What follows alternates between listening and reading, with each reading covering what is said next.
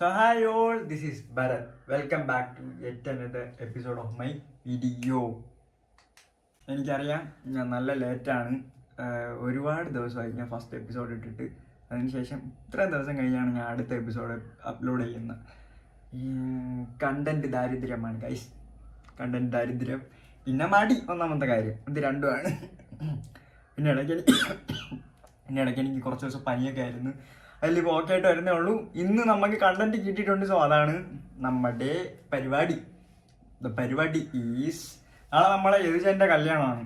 അപ്പോൾ പത്തനംതിട്ട വെച്ചാണ് കല്യാണം. നമ്മളെല്ലാം ഇന്ന് രാത്രി അങ്ങോട്ട് പോകുന്നുണ്ട്. അപ്പോൾ അതാണ് ഇന്ന് ഇപ്പോഴത്തെ ഈ വ്ളോഗ്. ഈ പോകുന്നതാണ് ഒരു വ്ളോഗ്, കല്യാണം നാളെയാണ്. അപ്പോൾ അതിൻ്റെ വ്ളോഗ് അടുത്ത ദിവസം വരുന്നതായിരിക്കും. അപ്പോൾ ഗൈസ് സ്റ്റേ ട്യൂൺഡ്, നമുക്ക് പോവാം. ഹായ്, അങ്ങനെ നമ്മളിപ്പോ പത്തനംതിട്ടയിലോട്ട് പൊക്കോണ്ടിരിക്കാണ് കല്യാണത്തിന് വേണ്ടി. ഇതാണ് നമ്മളെ ഇത് മൂത്തുചേട്ടൻ, ഇത് ആശിച്ചേട്ടൻ, ഗൈസ്. അങ്ങനെ നമ്മള് മാനിഫെസ്റ്റേഷൻ ചെയ്ത് നല്ല തട്ടുകട തപ്പി നടക്കുകയാണ്.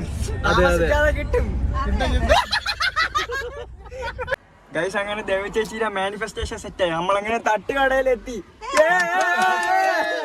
തട്ടുകടയിൽ ചെന്നപ്പോ തട്ടുകട എന്തോട്ടെ തട്ടുകടയിൽ പറഞ്ഞ ഓൺലി ബീഫ് ഫ്രൈ മാത്രമേ ഉള്ളൂ. അങ്ങനെ നമ്മൾ അടുത്ത സ്പോട്ടിലോട്ട് പോകണം. ഓക്കെ, അങ്ങനെ ലാസ്റ്റ് നമ്മൾ ദേവി ചേച്ചിയുടെ മാനിഫെസ്റ്റേഷന് വേണ്ടി സെർച്ച് ചെയ്ത് കുറെ കടയിൽ കയറി ഇറങ്ങി ലാസ്റ്റ് ഒരു കട കിട്ടി. We are here. അപ്പോൾ നമ്മൾ കഴിക്കാൻ നേരത്തെ വരാം. അങ്ങനെ ഫുഡ് അടിയെല്ലാം കഴിഞ്ഞ് നമ്മൾ വീണ്ടും യാത്ര റീസ്റ്റാർട്ട് ചെയ്തിരിക്കുകയാണ്. അപ്പോൾ സൊഗൈസിന് നേരെ ഹോട്ടലിലോട്ടാണ് എത്തി. പിന്നെ കുറച്ച് ചില്ലിങ്, അത് കഴിഞ്ഞ് ഉറക്കം. അപ്പോൾ ഞാൻ ഹോട്ടലിൽ എത്തിയിട്ട് വരാം. ഓക്കെ. സോ അങ്ങനെ ഹോട്ടലിലെത്തിയിരിക്കുകയാണ്. കമോൺ ഗൈസ്, നമുക്ക് ഹോട്ടൽ ടൂർ നടന്നു. ആദ്യത്തെ നമ്മളുടെ ഹോട്ടൽ ടൂർ. അങ്ങനെ ഹോട്ടലെത്തി.